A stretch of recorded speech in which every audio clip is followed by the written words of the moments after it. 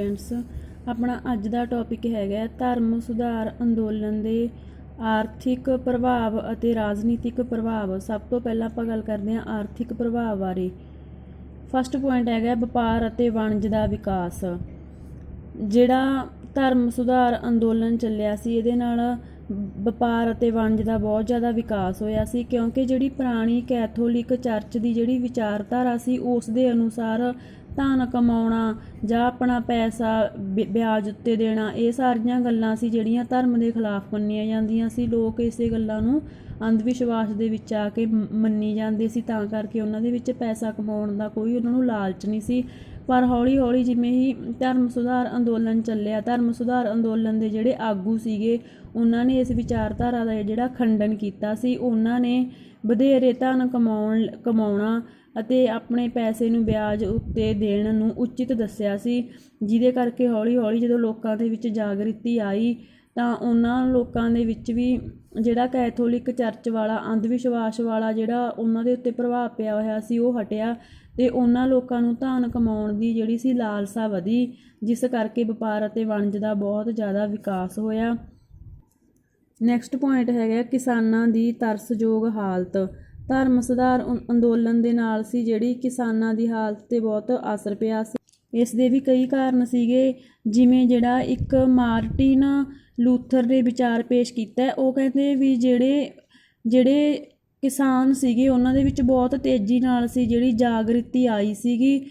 ਸੋ ਇਸੇ ਕਰਕੇ ਜਿਹੜੇ ਜਰਮਨੀ ਦੇ ਕਿਸਾਨ ਸੀ, ਉਹਨਾਂ ਨੇ ਆਪਣੀ ਹਾਲਤ ਸੁਧਾਰਨ ਦੇ ਲਈ ਕੁਲੀਨਾਂ ਦੇ ਵਿਰੁੱਧ ਸੀ ਜਿਹੜਾ ਵਿਦਰੋਹ ਕਰ ਦਿੱਤਾ ਸੀ, ਪਰੰਤੂ ਕੁਲੀਨ ਲੋਕਾਂ ਨੇ ਉਹਨਾਂ ਦੇ ਜਿਹੜੇ ਵਿਦਰੋਹ ਨੂੰ ਸੀ ਬਹੁਤ ਸਖਤੀ ਨਾਲ ਦਬਾ ਦਿੱਤਾ ਸੀ, ਅਤੇ ਇਸ ਕਰਕੇ ਸੀ ਜਿਹੜਾ ਵੱਡੀ ਗਿਣਤੀ ਦੇ ਵਿੱਚ ਜਰਮਨੀ ਦੇ ਕਿਸਾਨਾਂ ਦੀ ਮੌਤ ਹੋ ਗਈ ਸੀ। ਇਹਦੇ ਕਾਰਨ ਵੀ ਉਹਨਾਂ ਦੀ ਜਿਹੜੀ ਹਾਲਤ ਸੀ ਤਰਸਯੋਗ ਹੋਈ। ਇਸ ਤੋਂ ਇਲਾਵਾ ਜਿਹੜਾ ਸੀਗਾ ਧਰਮ ਸੁਧਾਰ ਅੰਦੋਲਨ ਦੇ ਸਮੇਂ ਜਿਹੜੇ ਕਿਸਾਨਾਂ ਉੱਤੇ ਧਾਰਮਿਕ ਟੈਕਸ ਲਾਏ ਗਏ ਸੀ, ਉਹ ਤਾਂ ਭਾਵੇਂ ਘਟਾ ਦਿੱਤੇ ਗਏ ਸੀ, ਪਰ ਰਾਜਿਆਂ ਨੇ ਅਤੇ ਕੁਲੀਨਾਂ ਨੇ ਉਹਨਾਂ ਦੇ ਉੱਤੇ ਹੋਰ ਬਹੁਤ ਸਾਰੇ ਨਵੇਂ ਟੈਕਸ ਲਾਗੂ ਕਰਤੇ ਸੀ, ਜਿਹਦੇ ਕਾਰਨ ਵੀ ਕਿਸਾਨਾਂ ਨੂੰ ਬਹੁਤ ਲੋਸ ਹੋਇਆ। ਉਹਨਾਂ ਦੀ ਜਿਹੜੀ ਹਾਲਤ ਸੀਗੀ ਉਹ ਤਰਸਯੋਗ ਹੋਈ। ਉਸ ਤੋਂ ਇਲਾਵਾ ਸੀ ਜਿਹੜਾ ਜਦੋਂ ਚਰਚ ਦਾ ਪ੍ਰਭਾਵ ਘਟ ਗਿਆ ਤਾਂ ਜਿਹੜਾ ਚਰਚ ਵੱਲੋਂ ਲੋਕਾਂ ਨੂੰ ਸੀ ਜਿਹੜਾ ਦਾਨ ਮਿਲਦਾ ਸੀ, ਉਹ ਮਿਲਣਾ ਵੀ ਬੰਦ ਹੋ ਗਿਆ। ਇਸ ਦੇ ਸਿੱਟੇ ਵਜੋਂ ਸੀ ਜਿਹੜੀ ਕਿਸਾਨਾਂ ਦੀ ਹਾਲਤ ਬਹੁਤ ਤਰਸਯੋਗ ਹੋ ਗਈ ਸੀਗੀ, ਅਤੇ ਉਹਨਾਂ ਵਿੱਚੋਂ ਕਈ ਕਿਸਾਨ ਇਹ ਜਿਹੇ ਸੀਗੇ ਜਿਹੜੇ ਮਜਬੂਰੀ ਦੀ ਹਾਲਤ ਵਿੱਚ ਭਿਖਾਰੀ ਬਣ ਗਏ ਸੀ ਜਾਂ ਗੁਲਾਮ ਬਣ ਗਏ ਸੀ। ਇਹ ਸੀਗੇ ਧਰਮ ਸੁਧਾਰ ਅੰਦੋਲਨ ਦੇ ਆਰਥਿਕ ਪ੍ਰਭਾਵ। ਅੱਗੇ ਆਪਾਂ ਗੱਲ ਕਰਦੇ ਹਾਂ ਧਾਰਮਿਕ ਸੁਧਾਰ ਅੰਦੋਲਨ ਦੇ ਰਾਜਨੀਤਿਕ ਪ੍ਰਭਾਵ। ਪੋਲੀਟੀਕਲ ਲਾਈਫ 'ਤੇ ਉਹਨਾਂ ਲੋਕਾਂ ਦੀ ਅਤੇ ਉਹਨਾਂ ਦੀ ਰਾਜਨੀਤਿਕ ਲਾਈਫ ਦੇ ਉੱਤੇ ਕੀ ਪ੍ਰਭਾਵ ਪਏ। ਧਾਰਮਿਕ ਪ੍ਰਭਾਵ ਦਾ ਫਸਟ ਪੁਆਇੰਟ ਹੈਗਾ ਯੂਰਪੀ ਰਾਸ਼ਟਰਾਂ ਵਿੱਚ ਧਾਰਮਿਕ ਯੁੱਧ। ਧਰਮ ਸੁਧਾਰ ਅੰਦੋਲਨ ਦੇ ਸਿੱਟੇ ਵਜੋਂ ਸੀ ਜਿਹੜੇ ਕਈ ਦੇਸ਼ ਸੀਗੇ ਜਿਹੜੇ ਉਹ ਪ੍ਰੋਟੈਸਟੈਂਟ ਧਰਮ ਨੂੰ ਸੀ ਜਿਹੜਾ ਲੋਕਾਂ ਨੇ ਅਪਣਾ ਲਿਆ ਸੀ, ਅਤੇ ਜਿਹੜੇ ਕਈ ਦੇਸ਼ ਸੀਗੇ ਉਹ ਸੀ ਜਿਹੜੇ ਉਹ ਕੈਥੋਲਿਕ ਧਰਮ ਨੂੰ ਹੀ ਕੈਥੋਲਿਕ ਚਰਚ ਨੂੰ ਹੀ ਅਜੇ ਮੰਨੀ ਜਾਂਦੇ ਸੀ। ਜਿਵੇਂ ਆਪਾਂ ਨੇ ਰਾਜੇ ਪਿੱਛੇ ਗੱਲ ਕੀਤੀ ਸੀ ਕਿ ਜਿਹੜੀ ਚਰਚ ਸੀ ਉਹ ਦੋ ਭਾਗਾਂ ਵਿੱਚ ਵੰਡੀ ਗਈ ਸੀ, ਪ੍ਰੋਟੈਸਟੈਂਟ ਅਤੇ ਕੈਥੋਲਿਕ।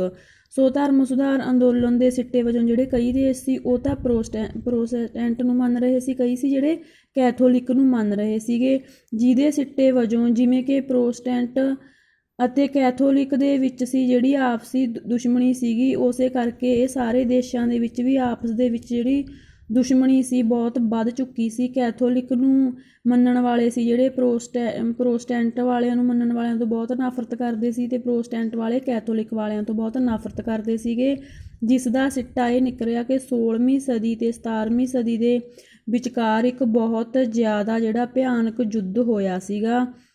ਇਹ ਇਹਨਾਂ ਦੀ ਰਾਜਨੀਤੀ 'ਤੇ ਇੱਕ ਮੇਨ ਪ੍ਰਭਾਵ ਹੈਗਾ। ਇਹ ਸਾਰਾ ਧਰਮ ਸੁਧਾਰ ਅੰਦੋਲਨ ਤੋਂ ਬਾਅਦ ਹੋਇਆ ਸੀਗਾ। ਇਹ ਜਿਹੜਾ ਯੁੱਧ ਸੀ ਇਹ ਸਾਰੇ ਯੂਰਪੀ ਰਾਸ਼ਟਰਾਂ ਦੇ ਵਿੱਚ ਹੋਇਆ ਸੀ। ਨੈਕਸਟ ਪੁਆਇੰਟ ਹੈਗਾ ਰਾਸ਼ਟਰੀ ਰਾਜਾਂ ਦਾ ਸ਼ਕਤੀਸ਼ਾਲੀ ਹੋਣਾ। ਧਰਮ ਸੁਧਾਰ ਅੰਦੋਲਨ ਤੋਂ ਪਹਿਲਾਂ ਜਿਹੜੇ ਰਾਸ਼ਟਰੀ ਰਾਜਾਂ ਦਾ ਉਥਾਨ ਤਾਂ ਹੋ ਗਿਆ ਸੀਗਾ, ਪਰ ਉਹ ਸੀ ਜਿਹੜੇ ਜ਼ਿਆਦਾ ਸ਼ਕਤੀਸ਼ਾਲੀ ਉਹ ਸੀਗੇ ਜਿਹੜੇ ਧਰਮ ਸੁਧਾਰ ਅੰਦੋਲਨ ਤੋਂ ਬਾਅਦ ਹੀ ਹੋਏ ਸੀਗੇ, ਕਿਉਂਕਿ ਹੁਣ ਜਿਹੜੀ ਕੈਥੋਲਿਕ ਚਰਚ ਦੇ ਵਿਚਾਰ ਸੀ ਉਹਨਾਂ ਨੂੰ ਮੰਨਣਾ ਬੰਦ ਕਰਤਾ ਸੀ, ਅੰਧ ਵਿਸ਼ਵਾਸਾਂ ਨੂੰ ਮੰਨਣਾ ਬੰਦ ਕਰਤਾ ਸੀ ਲੋਕਾਂ ਨੇ, ਬਹੁਤ ਸਾਰੇ ਦੇਸ਼ ਸੀ ਜਿਹੜੇ ਉਹ ਪ੍ਰੋਟੈਸਟੈਂਟ ਦੇ ਅਨੁਸਾਰ ਚੱਲ ਰਹੇ ਸੀਗੇ, ਜਿਹਦੇ ਨਾਲ ਕੀ ਸੀਗੀ ਸਾਰੀ ਜਿਹੜੀ ਰਾਸ਼ਟਰ ਦੀ ਸ਼ਕਤੀ ਹੁੰਦੀ ਸੀ ਉਹ ਸ਼ਾਸਕ ਦੇ ਹੱਥਾਂ ਦੇ ਵਿੱਚ ਆ ਗਈ ਸੀਗੀ। ਉਸ ਦੇ ਉੱਤੇ ਹੁਣ ਕੈਥੋਲਿਕ ਚਰਚ ਦਾ ਜਾਂ ਪੋਪ ਦਾ ਕੋਈ ਅਧਿਕਾਰ ਨਹੀਂ ਰਿਹਾ ਸੀਗਾ। ਅਤੇ ਜਿਹੜੀ ਪੋਪ ਨੂੰ ਹਰੇਕ ਸਾਲ ਰਾਸ਼ੀ ਭੇਜੀ ਜਾਂਦੀ ਸੀ, ਹਰੇਕ ਸਾਲ ਜਿਹੜਾ ਪੋਪ ਨੂੰ ਪੈਸਾ ਭੇਜਿਆ ਜਾਂਦਾ ਸੀ ਉਹ ਵੀ ਹੁਣ ਭੇਜਣਾ ਬੰਦ ਕਰ ਦਿੱਤਾ ਸੀ, ਜਿਹਦੇ ਕਾਰਨ ਸੀ ਜਿਹੜੇ ਸਾਰੇ ਰਾਜ, ਸਾਰੀਆਂ ਸਟੇਟਾਂ ਸੀ ਜਿਹੜੀਆਂ ਸ਼ਕਤੀਸ਼ਾਲੀ ਹੋ ਗਈਆਂ ਸੀ, ਕਿਉਂਕਿ ਪਹਿਲਾਂ ਉਹਨਾਂ ਨੂੰ ਬਹੁਤ ਸਾਰਾ ਜਿਹੜਾ ਧਨ ਸੀਗਾ ਉਹ ਪੋਪ ਨੂੰ ਭੇਜਣਾ ਪੈਂਦਾ ਸੀ, ਉਹ ਵੀ ਉਹਨਾਂ ਦਾ ਬਚਣ ਲੱਗਿਆ। ਉਸ ਤੋਂ ਇਲਾਵਾ ਪਹਿਲਾਂ ਉਹ ਕੈਥੋਲਿਕ ਚਰਚ ਦੇ ਅੰਧ ਵਿਸ਼ਵਾਸਾਂ ਵਿੱਚ ਫਸੇ ਹੋਏ ਸੀ, ਪਰ ਬਾਅਦ ਵਿੱਚ ਉਹ ਲੋਕ ਸੀ ਜਿਹੜੇ ਉਹਨਾਂ ਨੇ ਇਹਨਾਂ ਅੰਧ ਵਿਸ਼ਵਾਸਾਂ ਦੇ ਵਿੱਚੋਂ ਨਿਕਲ ਕੇ ਆਪਣਾ ਜਿਹੜਾ ਕੋਈ ਕਿੱਤੇ ਕਰਨ ਲੱਗੇ, ਪੈਸਾ ਬਣਾਉਣ ਦੀ ਲਾਲਸਾ ਵਧੀ, ਜਿਹਦੇ ਨਾਲ ਸੀ ਜਿਹੜੇ ਰਾਜ ਸ਼ਕਤੀਸ਼ਾਲੀ ਹੋ ਗਏ ਸੀਗੇ। ਨੈਕਸਟ ਪੁਆਇੰਟ ਹੈਗਾ ਸਾਡਾ ਨਿਰੰਕੁਸ਼ ਰਾਜਤੰਤਰ ਦਾ ਉਥਾਨ, ਭਾਵ ਕਿ ਜਿਹੜੇ ਰਾਜਤੰਤਰ ਸੀਗੇ ਉਹਨਾਂ ਦੇ ਵਿੱਚ ਜਿਹੜੇ ਲੋਕ ਸੀ ਇਹ ਬਹੁਤ ਠਾਠ ਬਾਠ ਨਾਲ ਰਹਿਣ ਲੱਗੇ ਸੀਗੇ। ਧਰਮ ਸੁਧਾਰ ਅੰਦੋਲਨ ਨੇ ਜਿਹੜਾ ਇੱਕ ਹੋਰ ਮੇਨ ਪ੍ਰਭਾਵ ਪਾਇਆ, ਜਿਹਦੇ ਨਾਲ ਨਿਰੰਕੁਸ਼ ਰਾਜਤੰਤਰ ਦੀ ਸਥਾਪਨਾ ਹੋਈ, ਉਹਦਾ ਉਥਾਨ ਹੋਇਆ। ਇਸ ਅੰਦੋਲਨ ਦੇ ਨਾਲ ਕੀ ਸੀ, ਜਿਹੜੇ ਬਹੁਤ ਸਾਰੇ ਦੇਸ਼ ਸੀਗੇ ਅਜਿਹੇ ਜਿੱਥੇ ਜਿਹੜੀ ਜ਼ਮੀਨ ਚਰਚ ਕੋਲ ਸੀਗੀ, ਉਹ ਸਾਰੀ ਜ਼ਮੀਨ ਜਦੋਂ ਹੁਣ ਚਰਚ ਦਾ ਪ੍ਰਭਾਵ ਖਤਮ ਹੀ ਹੋ ਗਿਆ ਸੀ ਤਾਂ ਉਹ ਸਾਰੀ ਜ਼ਮੀਨ 'ਤੇ ਸੀ ਜਿਹੜਾ ਹੁਣ ਸਰਕਾਰ ਦਾ ਜਿਹੜਾ ਸੀ ਅਧਿਕਾਰ ਹੋ ਗਿਆ ਸੀਗਾ, ਜਿਹਦੇ ਨਾਲ ਪੋਪ ਦੀ ਸਰਵ ਉੱਚਤਾ ਸੀ ਜਿਹੜੀ ਉਹ ਖਤਮ ਹੋ ਗਈ ਸੀ। ਹੁਣ ਸਾਰੀ ਸ਼ਕਤੀ ਸੀ ਜਿਹੜੀ ਦੇਸ਼ ਦੀ ਸਰਕਾਰ ਕੋਲ ਗਈ, ਦੇਸ਼ ਦੇ ਰਾਜਿਆਂ ਕੋਲ, ਦੇਸ਼ ਦੇ ਸਮਰਾਟਾਂ ਕੋਲ ਚਲੀ ਗਈ ਸੀ। ਜਿਵੇਂ ਇੰਗਲੈਂਡ, ਸਵੀਡਨ, ਡੈਨਮਾਰਕ ਅਤੇ ਹੋਰ ਬਹੁਤ ਸਾਰੇ ਅਜਿਹੇ ਦੇਸ਼ ਸੀਗੇ, ਅਜਿਹੇ ਰਾਜ ਸੀਗੇ ਜਿਨ੍ਹਾਂ ਦੇ ਸ਼ਾਸਕ ਸੀ ਜਿਹੜੇ ਉਹ ਪੋਪ ਦੇ ਪ੍ਰਭਾਵ ਤੋਂ ਮੁਕਤ ਹੋਏ ਸੀ, ਜਿਸ ਦੇ ਨਾਲ ਉਹਨਾਂ ਦੀ ਨਿਰੰਕੁਸ਼ ਸ਼ਕਤੀ ਵਧੀ ਅਤੇ ਉਹ ਸ਼ਾਹੀ ਠਾਠ ਬਾਠ ਨਾਲ ਰਹਿਣ ਲੱਗੇ। ਕਿਉਂਕਿ ਪਹਿਲਾਂ ਜਿਹੜੇ ਕਿਸੇ ਰਾਜ ਦੇ, ਕਿਸੇ ਦੇਸ਼ ਦੇ ਜਿਹੜੇ ਸ਼ਾਸਕ ਹੁੰਦੇ ਸੀ, ਜਿਹੜੇ ਰਾਜੇ ਹੁੰਦੇ ਸੀ, ਜਿਹੜੇ ਸਰਕਾਰ ਚਲਾਉਂਦੇ ਸੀ, ਉਹ ਵੀ ਪੋਪ ਦੇ ਅਧੀਨ ਹੀ ਕੰਮ ਕਰਦੇ ਸੀਗੇ। ਧਰਮ ਦਾ ਬੋਲਬਾਲਾ ਇੰਨਾ ਜ਼ਿਆਦਾ ਸੀ, ਪਰ ਜਦੋਂ ਪੋਪ ਦਾ ਚਰਚ ਦਾ ਪ੍ਰਭਾਵ ਘਟਿਆ ਤਾਂ ਉਹ ਰਾਜੇ ਸੀ ਜਿਹੜੇ ਆਪਦੀ ਮਰਜ਼ੀ ਨਾਲ ਕੰਮ ਕਰਨ ਲੱਗੇ, ਜਿਹਦੇ ਨਾਲ ਉਹਨਾਂ ਦੀ ਸ਼ਾਹੀ ਜਿਹੜੀ ਠਾਠ ਬਾਠ ਸੀ ਉਹਨਾਂ ਦੇ ਵਿੱਚ ਵਾਧਾ ਹੋਇਆ, ਉਹਨਾਂ ਦੀ ਨਿਰੰਕੁਸ਼ ਸ਼ਕਤੀ ਦੇ ਵਿੱਚ ਸੀ ਜਿਹੜਾ ਵਾਧਾ ਹੋਇਆ ਸੀਗਾ। ਅਤੇ ਜਿਹੜੀ ਜ਼ਮੀਨ ਸੀ ਜਿਹੜੀ ਚਰਚ ਕੋਲ ਸੀ, ਉਹ ਸਾਰੀ ਹੀ ਜ਼ਮੀਨ ਸੀ ਜਿਹੜੀ ਹੁਣ ਸਰਕਾਰ ਦੇ ਉਹਨਾਂ ਸਮਰਾਟਾਂ ਕੋਲ ਚਲੀ ਗਈ ਸੀ। ਨੈਕਸਟ ਪੁਆਇੰਟ ਹੈ ਆਪਣਾ ਧਰਮ ਨਿਰਪੇਖਤਾ। ਇਹਦਾ ਜਿਹੜਾ ਆਪਾਂ ਪਿੱਛੇ ਪੁਆਇੰਟ ਕੀਤਾ ਇਹਦੀ ਐਕਸਪਲੇਨੇਸ਼ਨ ਬਹੁਤ ਜ਼ਿਆਦਾ ਉਸੇ ਪੁਆਇੰਟ ਨਾਲ ਮਿਲਦੀ ਹੈ, ਕਿਉਂਕਿ ਧਰਮ ਸੁਧਾਰ ਅੰਦੋਲਨ ਦੇ ਨਾਲ ਜਿਹੜੇ ਵੱਖ-ਵੱਖ ਦੇਸ਼ ਸੀਗੇ ਉੱਥੇ ਧਰਮ ਨਿਰਪੇਖਤਾ ਨੂੰ ਬਹੁਤ ਜ਼ਿਆਦਾ ਉਤਸ਼ਾਹ ਮਿਲਿਆ। ਇਸ ਤੋਂ ਪਹਿਲਾਂ ਜਿਹੜੀ ਚਰਚ ਸੀ ਅਤੇ ਜਿਹੜੇ ਰਾਜ ਹੁੰਦੇ ਸੀਗੇ, ਜੋ ਵੀ ਦੇਸ਼ ਸੀ, ਜੋ ਵੀ ਰਾਜ ਸੀ, ਉਹਨਾਂ ਦਾ ਅਤੇ ਚਰਚ ਦਾ ਆਪਸ ਦੇ ਵਿੱਚ ਗੂੜਾ ਸੰਬੰਧ ਹੁੰਦਾ ਸੀ। ਜਿਹੜੀ ਚਰਚ ਸੀ ਉਹ ਬਹੁਤ ਸਾਰੇ ਅਜਿਹੇ ਕੰਮ ਕਰਦੀ ਸੀ ਜਿਹੜੇ ਕਿ ਅੱਜ ਕੱਲ੍ਹ ਦੀਆਂ ਸਰਕਾਰਾਂ ਕਰਦੀਆਂ ਨੇ। ਇਸ ਕਰਕੇ ਜਿਹੜਾ ਦੇਸ਼ਾਂ ਦਾ, ਰਾਜਾਂ ਦਾ, ਸਰਕਾਰਾਂ ਦਾ ਚਰਚ ਨਾਲ ਬਹੁਤ ਗੂੜਾ ਸੰਬੰਧ ਸੀ। ਪਰ ਹੌਲੀ-ਹੌਲੀ ਜਦੋਂ ਧਰਮ ਸੁਧਾਰ ਅੰਦੋਲਨ ਹੋਇਆ, ਇਹਦੇ ਸਿੱਟੇ ਵਜੋਂ ਜਿਹੜਾ ਚਰਚ ਦਾ ਅਧਿਕਾਰ ਸੀ ਉਹ ਘਟ ਚੁੱਕਿਆ ਸੀਗਾ।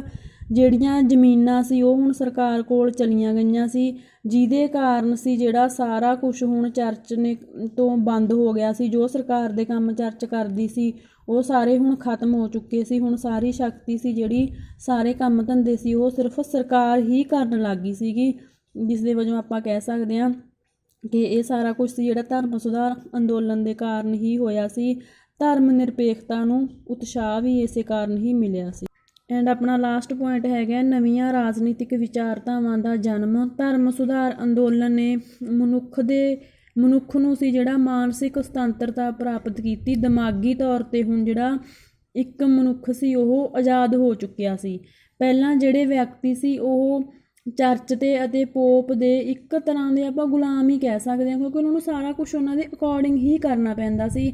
ਪਰ ਧਰਮ ਸੁਧਾਰ ਅੰਦੋਲਨ ਤੋਂ ਬਾਅਦ ਉਹ ਲੋਕ ਸੀ ਜਿਹੜਾ ਉਹਨਾਂ ਦੇ ਪ੍ਰਭਾਵ ਦੇ ਹੇਠੋਂ ਜਿਹੜੇ ਨਿਕਲੇ, ਉਹ ਸੀ ਜਿਹੜਾ ਹੁਣ ਮਾਨਸਿਕ ਤੌਰ 'ਤੇ ਉਹ ਸੀ ਜਿਹੜਾ ਦਿਮਾਗੀ ਤੌਰ 'ਤੇ ਸੀ ਆਜ਼ਾਦ ਹੋ ਗਏ ਸੀ, ਸੁਤੰਤਰ ਹੋ ਗਏ ਸੀ, ਜਿਹਦੇ ਨਾਲ ਉਹਨਾਂ ਨੇ ਨਵੀਆਂ ਵਿਚਾਰਧਾਵਾਂ ਨੂੰ ਜਨਮ ਦਿੱਤਾ। ਪੁਰਾਣੇ ਰੀਤੀ ਰਿਵਾਜ, ਵਹਿਮ ਭਰਮ ਉਹਨਾਂ ਨੇ ਛੱਡ ਕੇ ਨਵੀਆਂ ਜਿਹੜੀਆਂ ਰਾਜਨੀਤਿਕ ਵਿਚਾਰਧਾਰਾਵਾਂ ਸੀ ਜਿਹੜੀਆਂ ਉਹ ਅਪਣਾਈਆਂ। ਜੇਕਰ ਲੋਕਾਂ ਨੂੰ ਧਰਮ ਸੁਧਾਰ ਅੰਦੋਲਨ ਦੁਆਰਾ ਪੋਪ ਅਤੇ ਚਰਚ ਦੇ ਪ੍ਰਭਾਵ ਤੋਂ ਮੁਕਤ ਨਾ ਕੀਤਾ ਜਾਂਦਾ ਤਾਂ ਸ਼ਾਇਦ ਇਹ ਨਵੀਆਂ ਵਿਚਾਰਧਾਵਾਂ ਉਹਨਾਂ ਦੇ ਦਿਮਾਗ ਵਿੱਚ ਕਦੇ ਆਉਂਦੀਆਂ ਵੀ ਨਾ, ਕਿਉਂਕਿ ਉਹ ਲੋਕ ਆਪਣਾ ਦਿਮਾਗ ਬਹੁਤ ਘੱਟ ਚਲਾਉਂਦੇ ਸੀ। ਉਹ ਪੋਪ ਦੇ ਚਰਚ ਦੇ ਹੁਕਮਾਂ ਦੇ ਅਨੁਸਾਰ ਹੀ ਚੱਲਦੇ ਸੀਗੇ। ਸੋ ਆਪਾਂ ਕਹਿ ਸਕਦੇ ਹਾਂ ਕਿ ਧਰਮ ਸੁਧਾਰ ਅੰਦੋਲਨ ਨੇ ਸਮਾਜ ਦੇ ਆਰਥਿਕ ਅਤੇ ਰਾਜਨੀਤਿਕ ਜੀਵਨ 'ਤੇ ਵੀ ਬਹੁਤ ਜ਼ਿਆਦਾ ਸੀ ਜਿਹੜਾ ਪ੍ਰਭਾਵ ਪਾਇਆ। ਸੋ ਇਸ ਦੇ ਨਾਲ ਬੇਟੇ ਆਪਣਾ ਇਹ ਅੱਜ ਜਿਹੜਾ ਲੈਸਨ ਹੈ ਇਹ ਕੰਪਲੀਟ ਹੋ ਗਿਆ। ਓਕੇ ਜੀ।